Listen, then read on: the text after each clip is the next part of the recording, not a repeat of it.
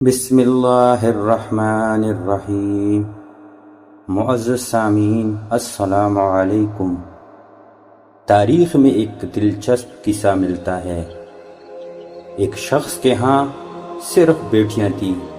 ہر مرتبہ اس کو امید ہوتی کہ اب تو بیٹا پیدا ہوگا، مگر ہر بار بیٹی ہی پیدا ہوتی۔ اس طرح اس کے ہاں یک کے بعد دیگرے 6 بیٹیاں ہو گئی۔ اس کی بیوی کے ہاں پھر ولادت متوقع تھی۔ وہ ڈر رہا تھا کہ کہیں پھر لڑکی پیدا نہ ہو جائے۔ شیطان نے اس کو بہکایا، چنانچہ اس نے ارادہ کر لیا کہ اب بھی لڑکی پیدا ہوئی تو وہ اپنی بیوی کو طلاق دے دے گا۔ اس کی کج فہمی پر غور کریں، بھلا اس میں بیوی کا کیا قصور؟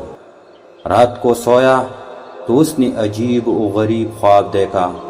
اس نے دیکھا کہ قیامت برپا ہو چکی ہے، اس کے گناہ بہت زیادہ ہے، جن کے سبب اس پر جہنم واجب ہو چکی ہے۔ لہٰذا فرشتوں نے اس کو پکڑا اور جہنم کی طرف لے گئے۔ پہلے دروازے پر گئے تو دیکھا کہ اس کی ایک بیٹی وہاں کھڑی تھی، جس نے اسے جہنم میں جانے سے روک دیا۔ فرشتے اسے لے کر دوسرے دروازے پر چلے گئے۔ وہاں اس کی دوسری بیٹی کھڑی تھی، جو اس کے لیے آڑ بن گئی۔ اب وہ تیسرے دروازے پر اسے لے گئے۔ وہاں تیسری لڑکی کھڑی تھی، جو رکاوٹ بن گئی۔ اس طرح فرشتے جس دروازے پر اس کو لے جاتے، وہاں ان کی ایک بیٹی کھڑی ہوتی، جو اس کا دفاع کرتی اور جہنم میں جانے سے روک دیتی۔ غرض یہ کہ فرشتے اسے جہنم کے 6 دروازوں پر لے گئے، مگر ہر دروازے پر اس کی کوئی نہ کوئی بیٹی رکاوٹ بنتی چلی گئی۔ اب 7واں دروازہ باقی تھا۔ فرشتے اس کو لے کر اس دروازے کی طرف چل دیے۔ اس پر گھبراہٹ طاری ہوئی کہ اس دروازے پر میرے لیے رکاوٹ کون بنے گا؟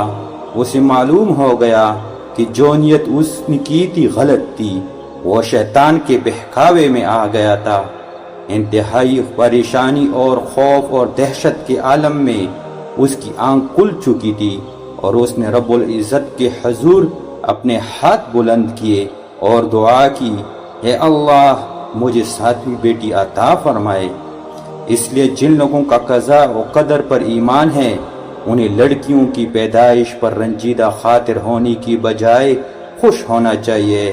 ایمان کی کمزوری کے سبب جن بد عقیدہ لوگوں کا یہ تصور بن چکا ہے کہ لڑکیوں کی پیدائش کا سبب ان کی بیویاں ہیں، یہ سراسر غلط ہے۔ اس میں بیویوں کا یا خود ان کا کوئی عمل دخل نہیں، بلکہ میاں بیوی تو صرف ایک ذریعہ ہے۔ پیدا کرنے والی ہستی تو صرف اللہ لا شریک ہے۔ وہی جس کو چاہتا ہے لڑکا دیتا ہے، جس کو چاہتا ہے لڑکی دیتا ہے، جس کو چاہتا ہے لڑکے اور لڑکیاں ملا کر دیتا ہے، اور جس کو چاہتا ہے بانجھ بنا دیتا ہے۔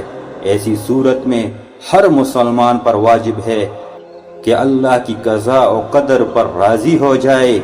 اللہ تعالیٰ نے سورہ شورى میں ارشاد فرمایا ہے، زمین کی سلطنت اللہ ہی کے لیے ہے، وہ جو چاہتا ہے پیدا کرتا ہے، جس کو چاہتا ہے بیٹیاں دیتا ہے، اور جسے چاہتا ہے بیٹے دیتا ہے، یا پھر لڑکے اور لڑکیاں ملا جلا کر دیتا ہے، اور جسے چاہتا ہے بانجھ کر دیتا ہے۔ وہ بڑے علم والا اور کامل قدرت والا ہے۔ سبحان ربک رب العزت عما یصفون وسلام علی المرسلین والحمد للہ رب العالمین۔